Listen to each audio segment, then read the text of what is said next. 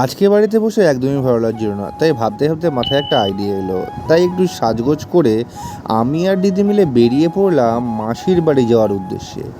মাসির বাড়ি যেতে আমার খুবই ভালো লাগে, কারণ এখানে প্রাকৃতিক মনোরম দৃশ্য দেখতে আমার খুবই ভালো লাগে।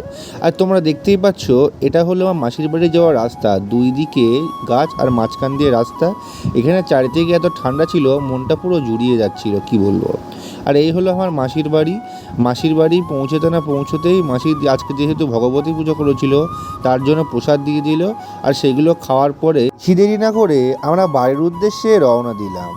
আর এইবার মাসিদের মাঠে যেহেতু অনেক চাষ হয়েছে, তাই মাসিরা দিয়েছিল পেঁপে গাছ, একটা বড় সাইজের পেঁপে, কটা পেঁয়াজ, কাঁচকলা, একটা কুমড়ো আর অনেকগুলো আম, যেগুলো খেতে খুবই সুন্দর ছিল।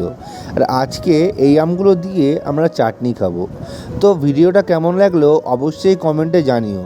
আর ভিডিওটা ভালো লেগে থাকলে অবশ্যই সাবস্ক্রাইব করো। তো বাই।